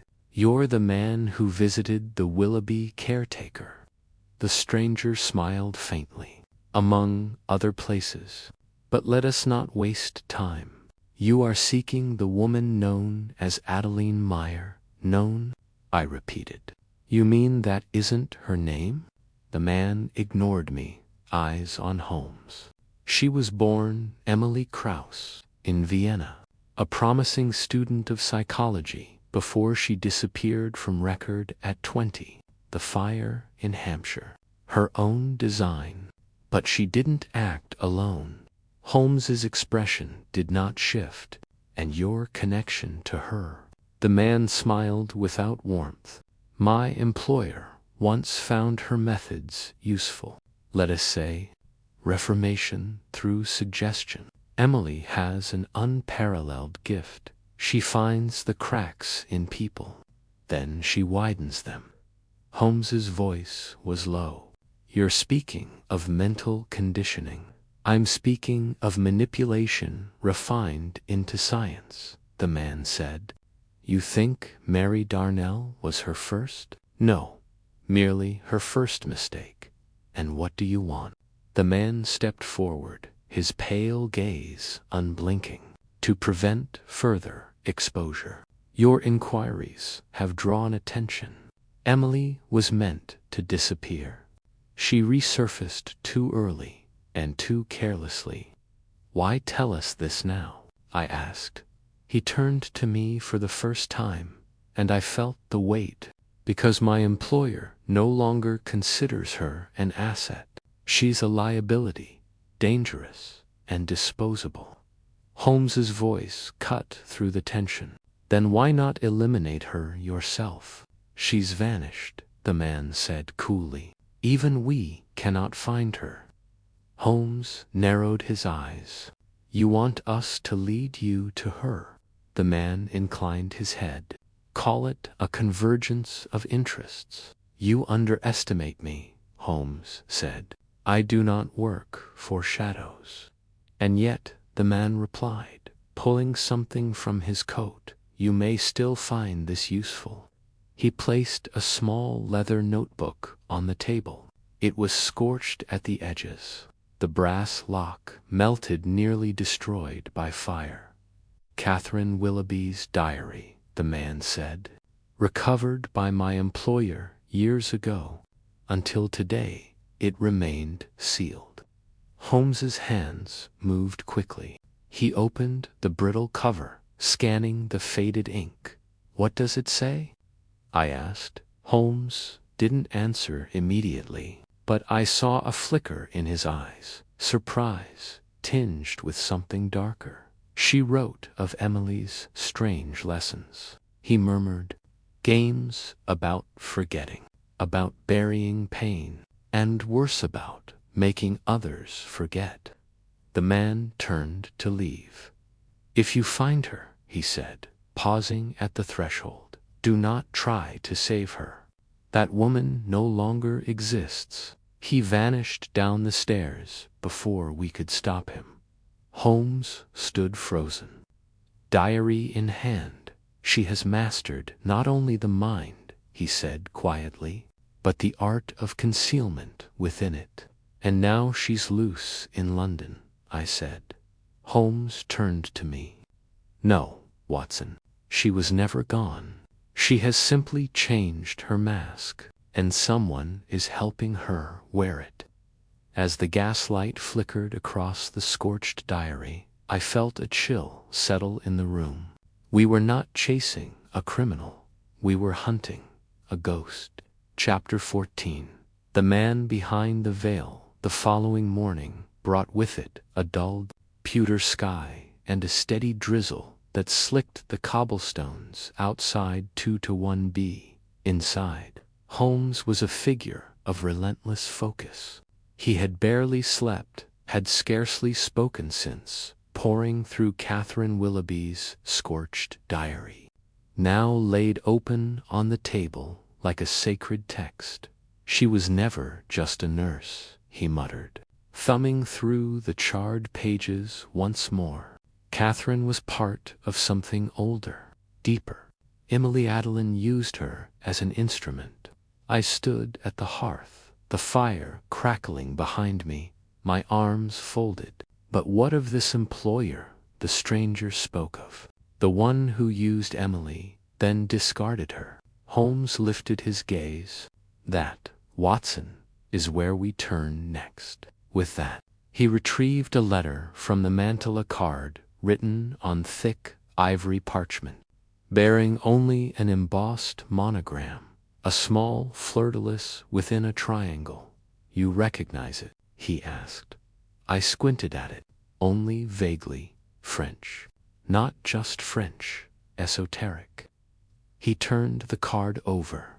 This symbol has passed hands through many secret societies, but one name rises again and again alongside it. He pulled out a directory and flipped to a page he'd marked. Dr. Alphonse Bellegarde, he announced. A neurologist turned theorist. and founder of a controversial school of behavioral reconditioning in Paris, expelled from the Sorbonne, vanished for 10 years, then reappeared in London under another name. I raised an eyebrow. And what name does he go by now? Holmes's lips twitched grimly. Dr. Louis Marchand, the same man, I realized with a jolt, who had signed the Willoughby Asylum's treatment logs nearly 20 years ago. Holmes pulled on his coat and reached for his hat. We visit him today, but not as ourselves. If Marching suspects we're investigating Emily, he may retreat. I nodded. Disguises, then? Holmes gave me a brief smile. A shared vice of ours, is it not? 2 hours later, under the cover of afternoon fog, we arrived at a secluded townhouse in Fitzrovia, where Marching operated a discreet clinic for cognitive refinement, a term I suspected that masked more than it revealed. Holmes, now aged by makeup and manner into a retired Austrian linguist named Herr Vogel, played his role with theatrical ease. I posed as his nervous manservant, clutching a satchel of false medical reports. A pale attendant led us through a narrow hallway lined with portraits of obscure physicians' men with haunted eyes and gaunt expressions before ushering us into Marching's study. The man who greeted us was thin and waxen, with a silver beard and fingers that moved like they were always counting. Herr Vogel, he said, with a faint French accent, I've read your letters. You wish to discuss neurological memory folds. Holmes bowed. And the ethics of removing them. Marching's mouth quirked. Ah, you are a purist. Indeed, Holmes said smoothly. Tell me, doctor, how do you feel about the use of suggestion in erasing trauma? Marchand leaned back, fingers steepled. Suggestion is a tool, like fire. One may warm a home or burn it to ash. It is the wielder, not the flame, who bears guilt. Holmes nodded slowly. And what of patients who vanish after treatment? A shadow crossed Marchand's face. You speak of Emily. There was a pause. You knew her, Holmes said softly. I knew what she became, Marchand answered. She surpassed the teacher, became something I feared. He stood and walked to a bookshelf, pulling a thin journal bound in gray. I kept records of my pupils, even those who, how do you say, strayed. He handed Holmes the book. Inside were coded notes, names, experiments, and outcomes. Under EK was written, extreme sensitivity to authority patterns. Exhibits rare gift of mimetic empathy, able to adopt emotional registers with dangerous precision. Final recommendation, surveillance or severance. I felt a chill. Holmes met Marchand's eyes. Where is she now? Marchand shook his head. She disappeared 2 years ago, after the Darnell case. The child, I whispered.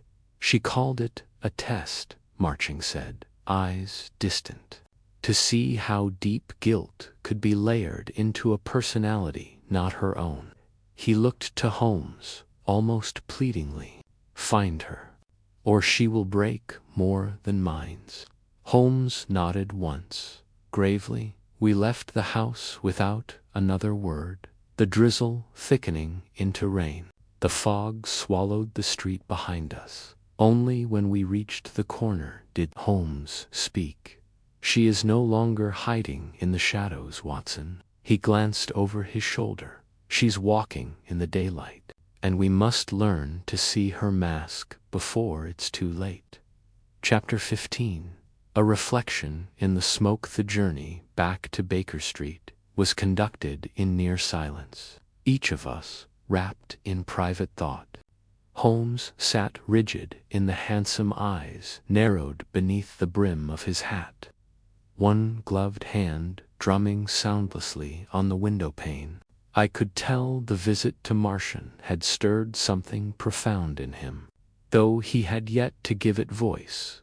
Only once we arrived at 221B and he had lit his pipe did he speak. "Watson," he murmured through a veil of smoke, "we are not simply tracking a killer.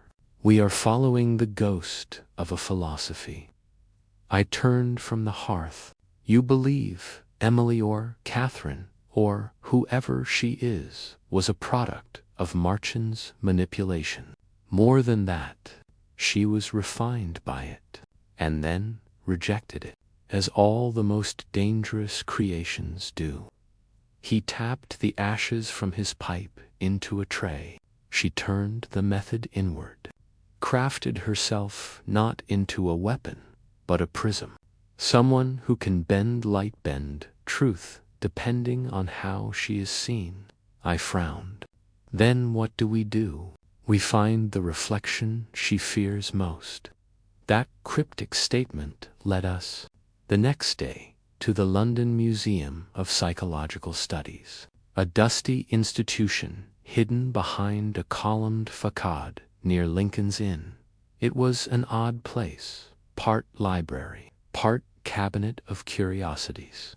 Holmes believed it held the only known surviving records of Martian's early patients, notes he had destroyed or disavowed elsewhere. We were met by a woman named Miss Florence Deering, a librarian with sharp eyes and the unmistakable air of someone who had, long ago, stopped being impressed by eccentric men. "You're inquiring about Bellegarde?" she asked, as Holmes handed her a forged academic request. "Only in his theoretical contributions," Holmes replied smoothly. "The ethical implications of his early mind fracture experiments." Miss Deering eyed him suspiciously, but led us through dim corridors stacked with journals, lecture transcripts, and rusting filing drawers. At last, she paused before a heavy oak cabinet.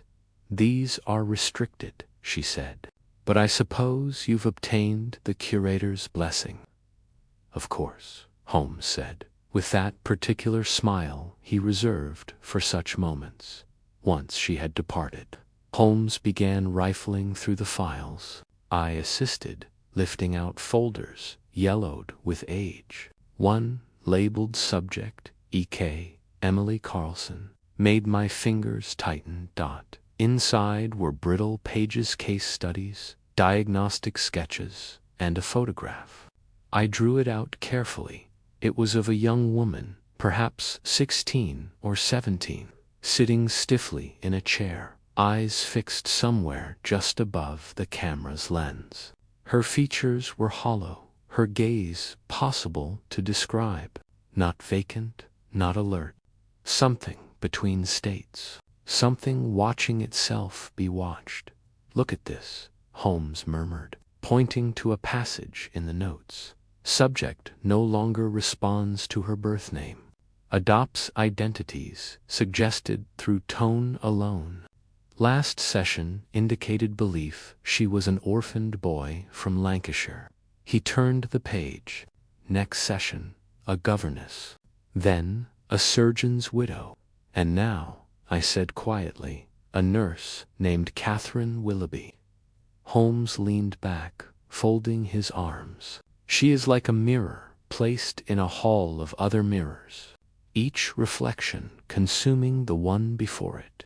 We continued leafing through the file until Holmes paused at a torn edge. The page had been ripped away violently. Beneath it was a single note scrawled in red pencil. "If she returns, do not speak to her. She remembers in fragments, and she lies to fill the gaps." He closed the folder with a soft thud. "We are not hunting a person, Watson. We are chasing an idea that learned to wear a face." I was still absorbing this when a sharp rap came at the library door. A young attendant entered. "Message for Mr. Holmes," he said, holding a sealed envelope. Holmes opened it, his brow darkening with each line. "It's from Inspector Lestrade." I stood, instantly alert. "More trouble?" Holmes nodded grimly. "There's been another death, this time in a sanatorium on the outskirts of Hampstead. A patient, a mute woman, was found dead in her bed. No wounds, no signs of struggle. But the last word she scratched on the wall." He held up the note. The paper bore one smudged name, Catherine. I felt a cold sweat rise. Holmes met my eyes. "She's speaking through silence now, and we must learn to listen." Chapter 16. The Dead Speak in Symbols.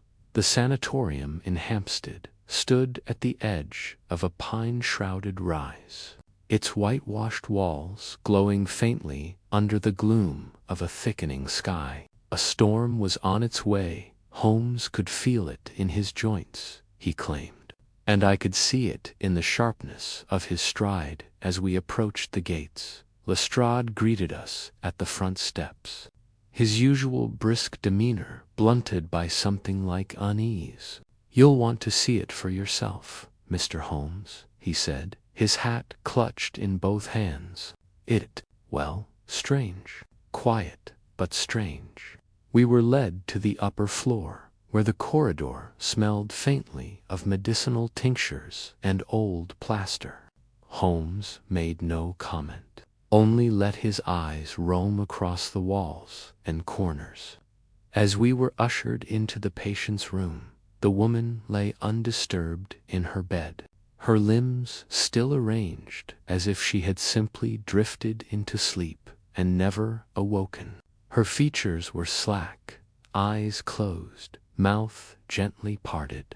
There was no sign of trauma, no bruising, no bleeding, not even the faint disarray that comes from a natural death. It was as if her body had simply forgotten to continue living. "She was a mute," Lestrade said, keeping his voice low. "Never spoke a word since she was brought here 3 years ago. No name, no family. The nurses called her Anna." Holmes approached the wall above the bedside table. "And this is the mark you spoke of?" Lestrade nodded. "There, scrawled faintly in what looked like charcoal, perhaps ash, was the name, Catherine." The handwriting was uneven, almost childlike, but unmistakably deliberate. "She couldn't speak," I said, "but she wrote this before dying." Holmes crouched and examined the wall closer. "Not quite." He tapped gently with his finger. "This isn't written on the plaster. It's scratched into soot. Look, this is residue from a burned candle. Someone took the soot and smeared it across the wall, then etched the name with a blunt edge." "By someone," I said. "You don't mean—" Holmes stood, dusting his fingers. "She may have done it, or it may have been left for her." He turned to the small table by the bed. There, beside a wilted rose and a glass of untouched water, was a folded scrap of paper. Holmes opened it delicately. The message was brief. "I am the echo. You are the voice. When one falls silent, the other forgets." Holmes's eyes narrowed. "She's playing with perception again. A cipher of self and witness." I leaned in. "What do you make of it?" "She's laying breadcrumbs, not to her location, but to her truth." Lestrade glanced at us both, visibly impatient. "I'll admit it's unsettling, but what do we do with this? The press is already sniffing around. Another death with Catherine's name on it, and they'll think we're chasing ghosts." Holmes gave a grim smile. "We are, Lestrade, and the ghost is winning." He turned back to the room, pacing slowly, then stopped beside the open window. Rain had begun to spit on the sill, and a wind fluttered the curtains like whispering hands. "She has created a narrative too complex for her enemies to follow. Holmes murmured. Each victim, each clunon point to her as a person. They point to a construct, a legend, one that can only be destroyed by the truth it conceals. I stared at him. Then how do we find her? Holmes looked out into the storm-laced sky. We stop following her trail, and begin reconstructing her mask. With that, he turned sharply on his heel. Come, Watson. We must return to Baker Street. Lestrade blinked. You're just leaving. There's nothing more to learn from the dead, Holmes said. Not here. The next answers lie in the living.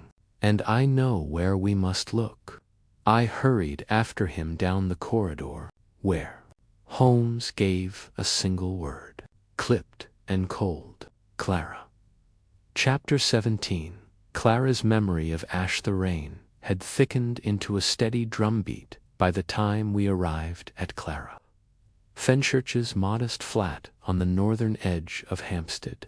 The lights inside were low, shadows pooling against drawn curtains, and the faint scent of lavender and ink clung to the hallway like a forgotten breath. Holmes knocked once. Briskly. There was no reply. He tried again. Silence. Then, just as he raised his hand for a third attempt, the door opened only slightly. Clara stood within the narrow crack, her eyes hollow with sleep or perhaps fear, her dressing gown wrapped tightly around her, as if for protection. Mr. Holmes, she murmured, I wasn't expecting you so soon.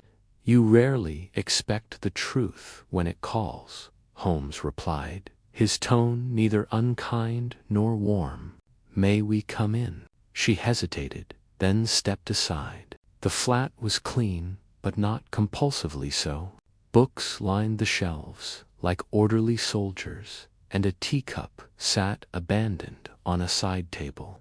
The milk within it just beginning to sour. Clara perched on the edge of her chair, hands clasped tightly in her lap. Has there been another message? Holmes nodded. A woman at the sanatorium, dead, likely poisoned. Before her death, someone etched the name Catherine on the wall of her room. Clara's lips parted slightly, her face paling. That name again, indeed, Holmes said. But the greater concern is the poem left behind. It speaks of echoes and voices, of identity and silence. It is not written to frighten. It is written to remind. She looked up sharply. Remind whom? You, perhaps, Holmes said quietly. Or someone like you. Tell me, Miss Fenchurch, did you first hear the name Catherine? Clara faltered. I told you already. In the séance. The voice? No, Holmes interrupted gently. Not aloud. Not spoken. When did you first read the name? There was a long pause. Her eyes darted across the room, as if searching for an anchor. I don't know, she whispered. I think I dreamed it. Holmes leaned forward, steepling his fingers. Catherine may be more than a woman. She may be a memory imposed, an idea spread like a contagion. Those she touches become vessels. Some survive, some don't. Clara shivered. Holmes rose and approached the small writing desk in the corner. You've been journaling, haven't you? She said nothing. He opened the drawer. Inside were half a dozen notebooks, black, unmarked. He selected the top one and flipped it open. The pages were filled with erratic handwriting, some clear and structured, others disjointed and frantic. One phrase appeared again and again, scrawled in the margins. I did not see her face. He turned the page. Another entry, dated only 2 days ago. There are symbols beneath the skin of this city. Letters that only appear in the dark. She is one of them. Catherine is not. Her name is a role, a mask passed down like a crown of thorns. Holmes closed the book. You've been dreaming of her for weeks, he said softly, long before the séance. She's been feeding you pieces. Clara's voice cracked. But how? I don't know her. I don't even know who she is. She's testing boundaries, Holmes replied, pushing limits of identity. If she can manipulate belief, if she can shape memory, then she doesn't need to be present at all. She becomes the idea. I'm going mad, Clara whispered. No, Holmes said. You are awakening. Madness is what happens when we refuse to see. You, Miss Fenchurch, are seeing too much. She pressed her face into her hands.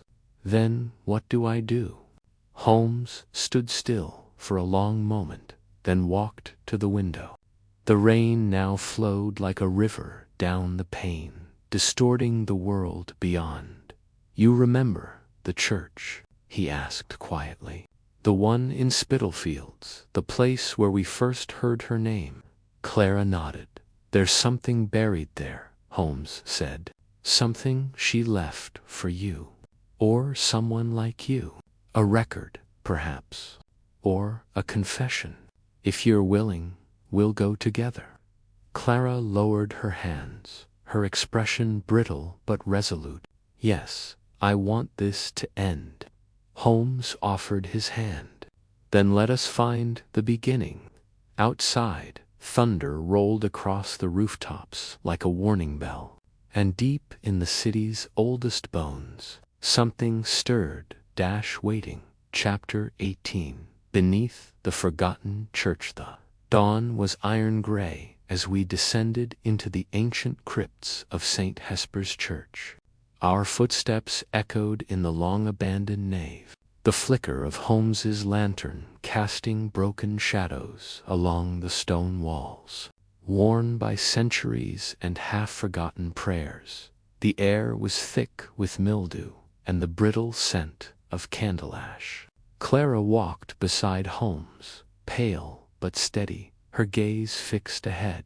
We moved past rusted grates and crumbling pews until we reached the rear of the sanctuary, where a narrow door sagged on its hinges.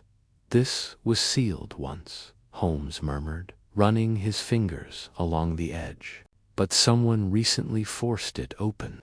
With a creak like a sigh, he pushed it inward. Beyond lay a spiral staircase, slick with damp, winding into a silence that felt more ancient than sound itself. We descended slowly, lanterns casting eerie halos as the stone walls closed in around us. At the bottom, a crypt. The chamber was circular, its domed ceiling sagging under the weight of centuries. An old altar stood at its center, flanked by broken candlesticks. And on the far wall, half hidden in shadow, was a symbol, circle bisected by a line, like an eye-closing dot. Clara inhaled sharply. I've drawn that before. Holmes approached the altar. You didn't invent it. It was implanted, just as Catherine was. A low groan echoed above Uswine through broken glass or something older, and Holmes swept his lantern along the floor. There, behind the altar, lay a trunk.